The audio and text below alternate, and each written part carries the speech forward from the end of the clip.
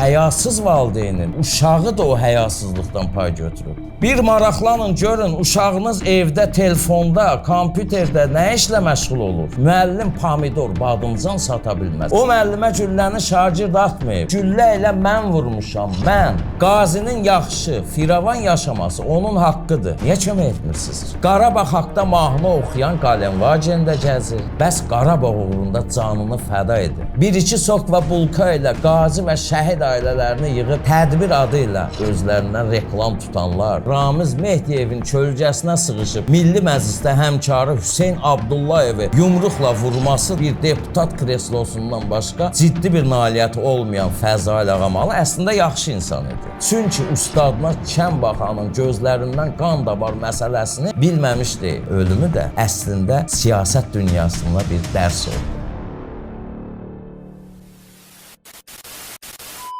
Hər vaxtınız xeyir olsun. Mən Rayət İmaməliyev vətəndaş mövqeyimlə qarşınızdayım. Xahiş edirəm kanalımıza abunə olub, bəyənib, paylaşasınız ki, səsimizi səslərə qata bilək. İdraç liseyində şagird müəllimi güllələdi. Bu faciə ilə bağlı fikirlərimə qayıdacağam. İstintaq müddəti başa çatmadan bu məsələ barədə xəbərdən başqa hər hansı bir xoşagəlməz rəy yazmaq, təhlil vermək doğru deyil. Güllələnən bəlli, güllələyən bəlli.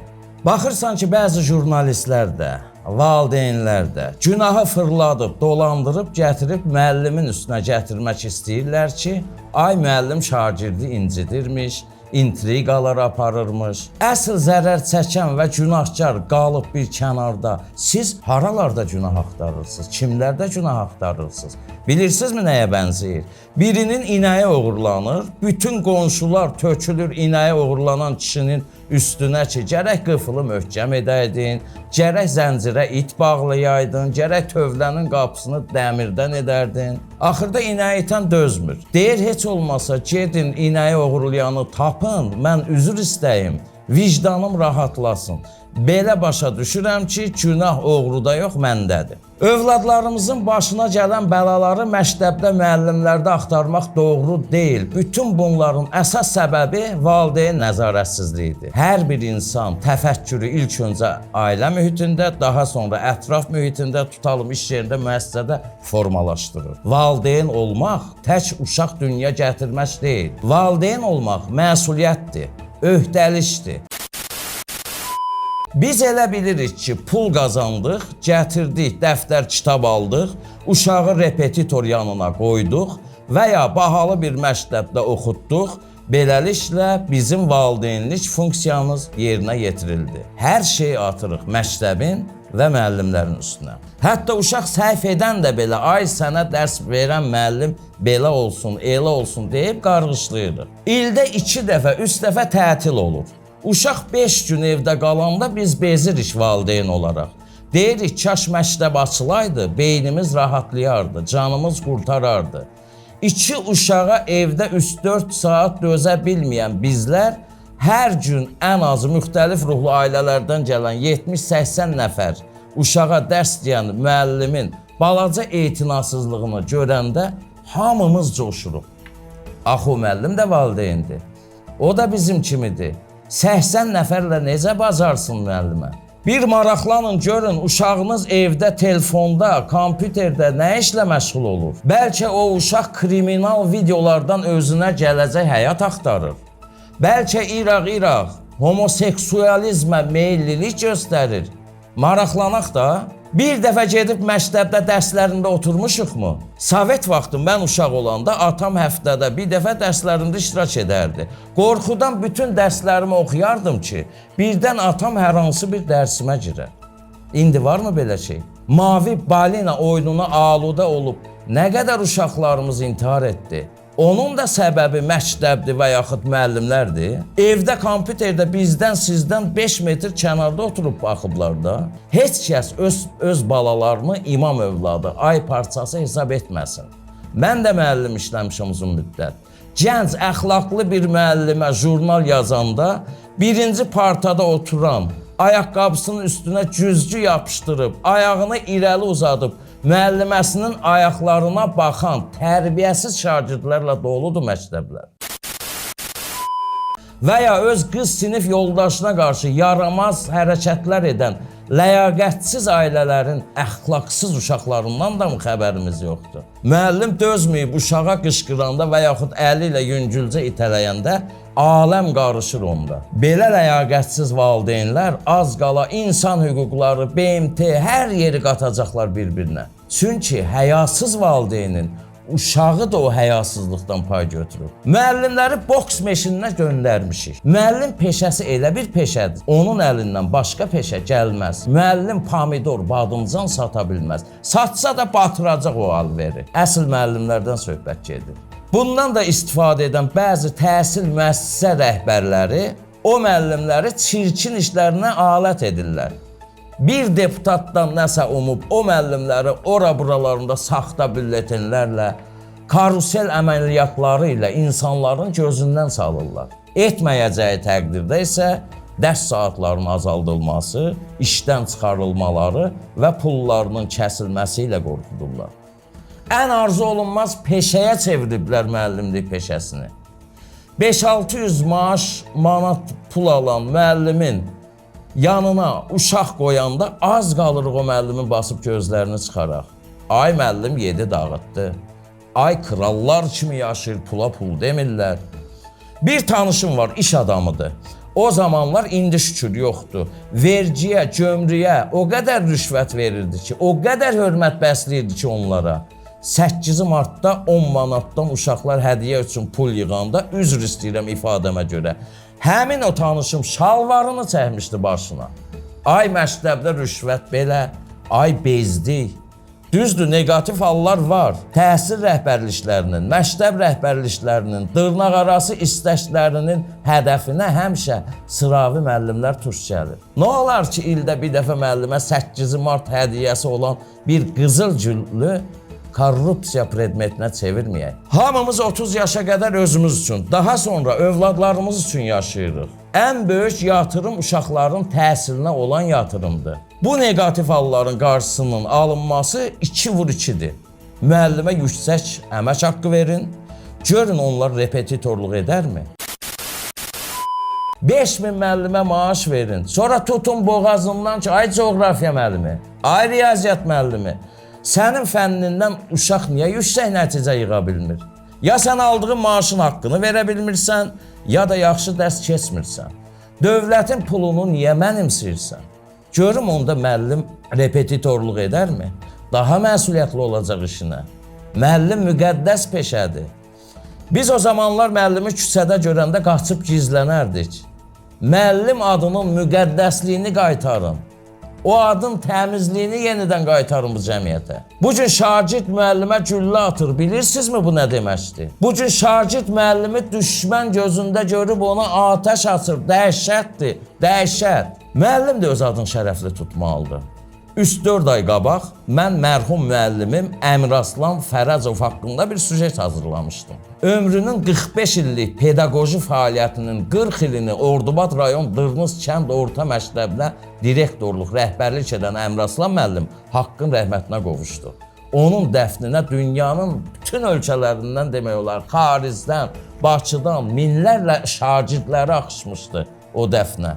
Kənd qəbristanlığına iynə atsaydın yerə düşməzdi. Bilirsinizmi niyə? Çünki Əmiraslan Fərəcov qapı-qapı gəzib, həm öz kəndindən, həm qonşu kəndlərdən istedadlı, savadlı uşaqları yığıb, ali məktəbə pulsuz hazırlaşdırardı.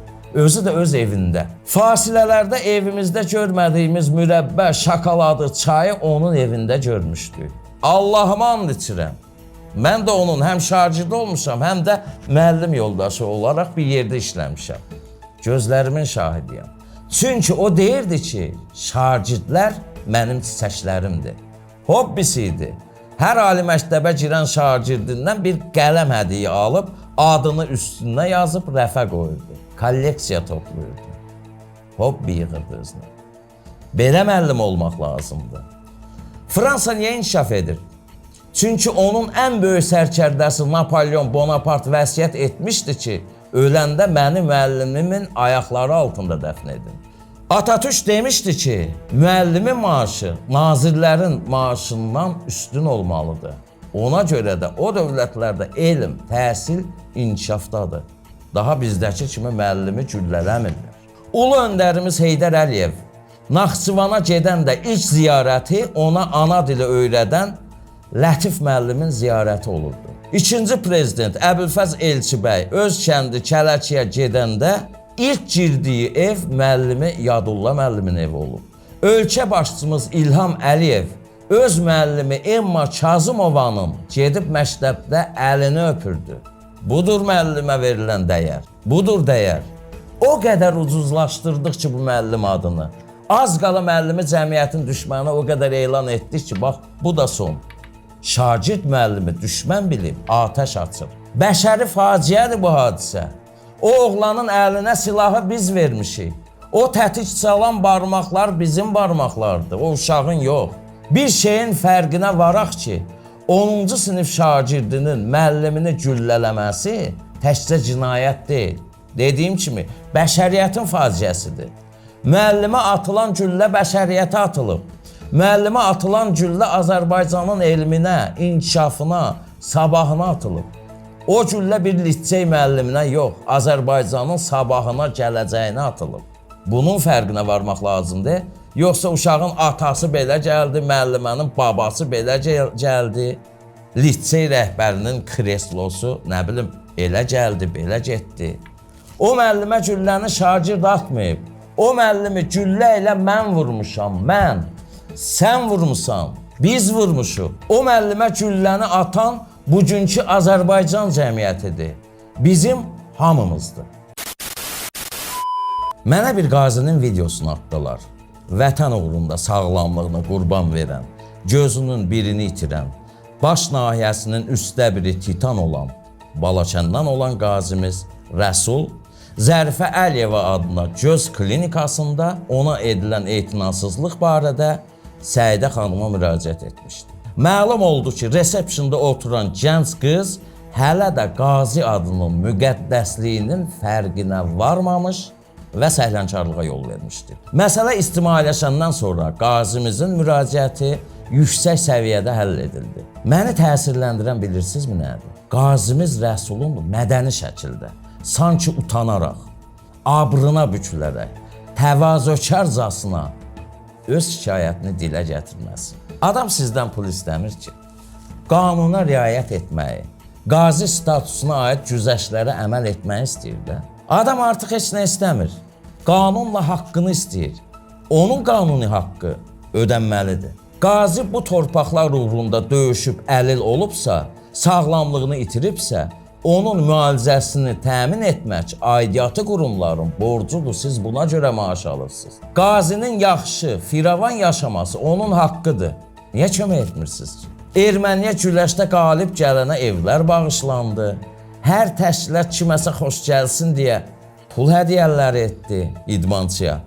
Qarabağ haqda mahnı oxuyan Qalenvagendə gəzir. Bəs Qarabağ uğrunda canını fəda edir. Torpaqları azad edən və əlil olan qazilərə niyə köməklik göstərməkdə çətinlik çəkirik ki?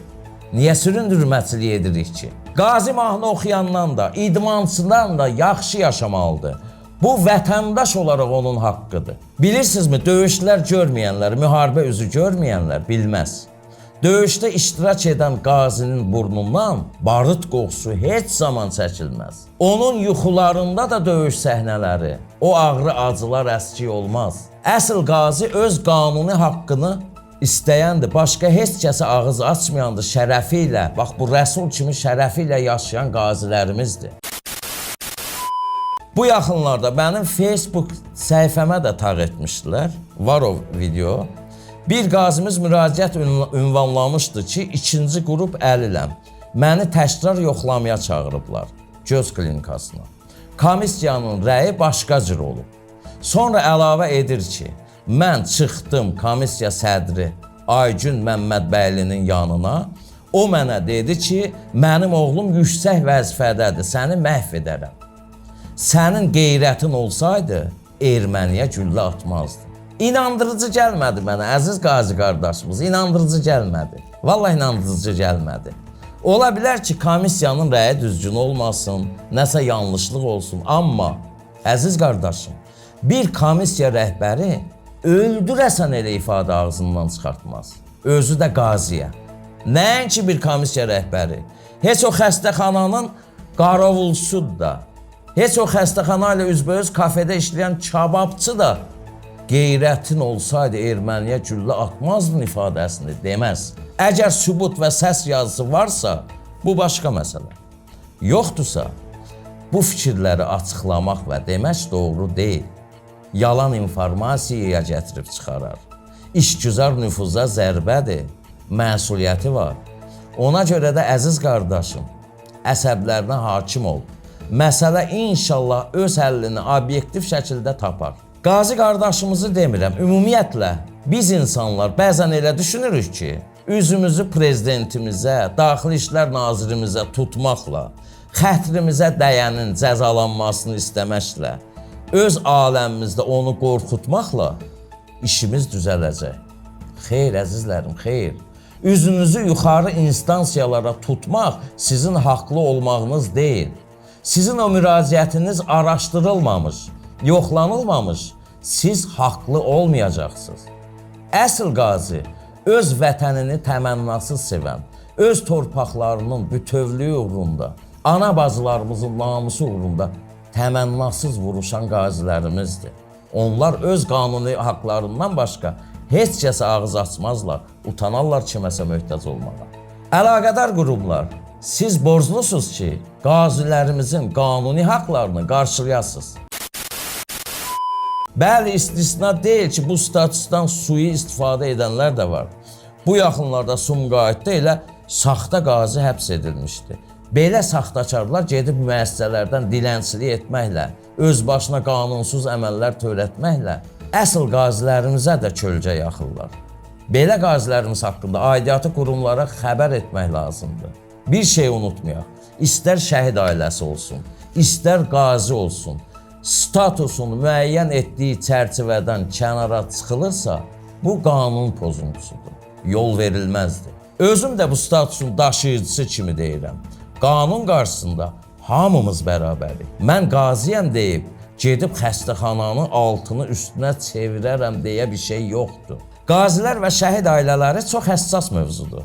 Qazi və şəhid ailələri son vaxtlar bəzi ictimai sferaya özünü fəal kimi soxuşduranların reklam və o reklamdan doğan qazanc mənbəyinə çevrilir artıq. Bir müğənni gedib bir-iki qazi toyunda pulsuz oxuyur, səhər çəkib aləmə faş edir ki, mən vətənpərvərəm, qazi toyunda pulsuz oxumuşam. Ertəsi gündə bir biabırçı mahnı oxuyub trendə çevrilmək istəyir. Deməli, belələri üçün qazi toyunda pulsuz oxumaq gələcəkdə bunlar üçün çirkin əməllərin əvvəlcədən sığortasıdır. Qazinin sizin cırcırama səsinizə ehtiyacı yoxdur. Qazinin sosial problemlərinin həllinə ehtiyacı var. Qazi toyuna Alim Qasımov, Flora Kərimova kimi müğənnilərin oxumasına ehtiyacı var. Bayağı müğənnilərin yox. İnanıram ki, o bayağı müğənnilər məşhur, tanınmış olsalar, heç qazi toylarına getməzlər. Yalandan sosial şəbəkələrdə başqasının döyüşçü şəklini qoyub, saxta qazi profili ilə qazilərimizi intihara təhrik edib özlərinə xal qazananlar, bir-iki sok və bulka ilə qazi və şəhid ailələrini yığıb tədbir adı ilə özlərini ictimai fəal göstərib özlərindən reklam tutanlar, toysuz qalıb, pulsuz qalıb, qazi toylarında güya pulsuz oxuyub özlərini reklam edənlər, onun bunun qapısına düşüb şəhid və qaziyə mahnı yazdırıram deyib pul qoparanlar. Çəkinin əməllərinizdən, ayıbdır. Qısacası, qazi və şəhid ailələri öz şəxsi amalları və şəxsi ambisiyalarınıza alət etməyin onları. Əziz qazi və döyüşçü dostlarım, adının yazılışında səhv buraxan, pafoslu bu vətən, millət, Sakarya təfəkkürlü dələduzlardan ehtiyatlı olun. Yaşasın Azərbaycan dövləti, yaşasın Azərbaycanın vətənpərvər igid və bu vətəni təmənnasız sevən övladları. Ötən həftə üzücü bir xəbər aldıq. Keçmiş Ana Vətən Partiyasının sədri, eks-millət vəkili Fəzail Ağamalı haqqın dərgahına qovuşdu. Açığı desəm çox üzüldüm. Ən çox da onun ölümü ilə bağlı statusların altındakı o mənfi rəylər məni daha çox üzdü. Başa düşürük, elin gözü tərəzidir. Amma Fəzail Ağamalını mən yaxşı müəllim kimi tanımışam universitetdə. Savadlı adam idi, elmi nailiyyətləri çox idi. Amma bəli, siyasətçi kimi mən qəbul etməmişəm. Təbii ki, bütün bunlar mənim subyektiv fikirlərimdir. Mən Fəzail Ağamalını dövlətçiliyimizin yanında olmaqdan çox hakimiyyətin yanında olan biri kimi tanımışam. Mütəllibovun prezidentliyi dövründə ehtiyatlı siyasəti, Elçibəy hakimiyyətə gələndə Elçibəyə dəstəkləməsi, Surət Hüseynovun qiyamının da AXC hakimiyyətinin çarəsizliyini görüb Surət Hüseynova dəstəyi, daha sonra Ulu Öndər Heydər Əliyevin hakimiyyətə gəlişindən sonra onu dəstəkləməsi, Surət Hüseynovun zərərsizləşdirildiyini görüb onu kəskin tənqid etməsi, sonra hal-hazırki ölkə başçımız İlham Əliyevin yanında olduğunu bildirməsi məncə dediklərimə sübut. Daima Ramiz Mehdiyevi şərəfli və ləyaqətli adlandırılması, Mehdiyev vurulanda isə onu kəskin tənqid etməsi, hətta o zamanlar qorxma mən səninləyəm deyən Ramiz Mehdiyevin kölgəsinə sığışıb Milli Məclisdə həmkarı Hüseyn Abdullayevi yumruqla vurması da, siyasi həyata onun əlindən tutub gətirən müəllimi Elçibəyə sədaqətsizliyi də, onun ciddi bir figur olmasını, siyasi figur olmadığını göstərdi. Qısacası, bir deputat kreslosundan başqa ciddi bir nailiyyəti olmayan Fəzail Ağamalı əslində yaxşı insan idi. İdeal müəllim idi. Yaxşı adam da olub, amma yaxşı siyasətçi olmayıb. O sözləri yazmağa ehtiyacları yoxdur ki. Mənim vətəndaş gözümdə siyasi dünyamızın Fəzail Ağamalısı el dilində desək, siyasi mühitdə nə ət olub, nə balıq. Cəsarəti olmasa da təhlükəsi də olmayıb, ziyanı da olmayıb, hər şey ortada olub. Bəlkə də müəlliminin üzünə ağ olan Fəzail müəllimin partiyanın qurultayında öz oğlunun da öz üzünə ağ olacağını kəstirməmişdi. Çünki ustadına kəm baxanın gözlərindən qan damar məsələsini bilməmiş deyil. Mənə elə gəlir ki, onsuz da Fəzail Ağamalı xəstə idi, qocalmışdı. Amma partiyasının o rüsvayçı qurultayında övladları arasındakı ixtilaf, oğlunun atasına qarşı aqressiv mövqeyi onun ölümünü tezləşdirdi. Fəzail Ağamalının həyatı da, ölümü də əslində siyasət dünyasında bir dərs oldu. Mən müəllim həmkarım olan Fəzail Ağamalının ölümünə həqiqətən üzüldüm. Çünki Məhəmməd Peyğəmbər demişdir ki, bir insana bir gün elm öyrədən müəllim əməyi 40 gün ibadətdən üstündür. Allah o dünyasını versin. Tanrı günahlarını bağışlasın. Nəticədə bu dünyadan bir Fəzail Ağamalı keçdi. Ruhun şad olsun Fəzail müəllim. Bir neçə gün bundan əvvəl Amerika Birləşmiş Ştatları vitse-prezidenti, yəni Trump'ın sağ əli James David Vance öz xanımı ilə Azərbaycana işgüzar səfərə gəldi. Çox işıqlandırıldı bu gəliş. Siyasi analitiklər də bu görüşə böyük önəm verdilər. Hətta millət vəkilimiz Ziyafət Əsgərov bizim bu studiyada bu barədə danışdı. Mənə bir vətəndaş olaraq elə gəlir ki, hər bir dövlətin sülhsevər siyasətinin arxasında o dövlətin bir dövlət marağı dayanır. Amerika Birləşmiş Ştatlarının da Cənubi Qafqaz siyasətində öz maraqları var və bu maraqlar bir Azərbaycan olaraq bizə sərf edir, bizim maraqlar da üst-üstə düşür. Məsələn, İran pərəstlər deyir ki, Azərbaycan öz din qardaşları İran dövlətini qoyub Amerika Birləşmiş Ştatları ilə əməkdaşlığa başlayıblar. Rus pərəstlər deyir ki, bir vaxtlar SSR bayrağı altında sosial qardaşımız olan Azərbaycan indi niyə Amerika Birləşmiş Ştatları ilə müttəfiq olur?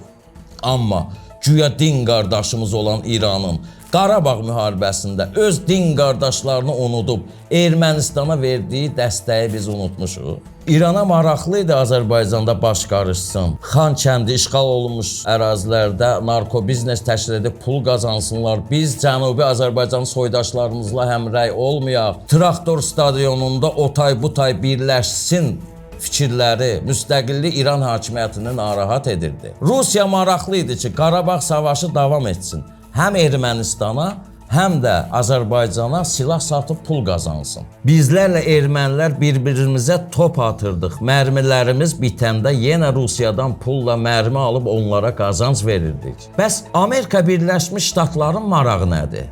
Super dövlət Amerika Birləşmiş Ştatları üçün maraqlı idi ki, dünya siyasətində ona ən böyük rəqiblərdən olan Rusiya və İran Cənubi Qafqazda hörmətdən düşsün, zəifləsin. Cənubi Qafqazda gücünü itirsin. Qarabağ savaşında bizə dəstək olmaqla, sülh paraflanması imzalamaqla, Zəngəzur dəhlizi proyektinin işə salınması ilə həm müharibənin sonlandırılmasında, həm də Rusiyanın silah alverinə son qoymaqla, həm də İranın arzusunu gözündə qoymaqla bizim maraqlarımızı müdafiə etdi. Xarici siyasətimizdə qazandığımız böyük uğurlar sayəsində bu gün Azərbaycan dövləti Cənubi Qafqazın ən aparıcı dövlətlərindən birinə çevrilib. Yoxsa Amerika Birləşmiş Ştatlarının vitse-prezidenti, yəni Trumpın sağ əli öz xanımı ilə Ermənistanı da bəhanə edib güya Azərbaycana gəlməzdi. Məhz Amerika Birləşmiş Ştatları ilə müttəfiqliyimiz sayəsində Qarabağımızın təhlükəsizliyi və Naxçıvanla quru sərhədlərimizin açılması bizim dövlət marağımızla üst-üstə düşür. İnşallah ki, Trump da Azərbaycana gələr. Nənələrimiz demişkən, Moskva birdən-birə qurulmayıb ki, bugün vitse-prezident gələr, sabah da Trump gələr. Gələn qədəmləri mübarək olsun, Donald Trump. Çalış, tez gəl.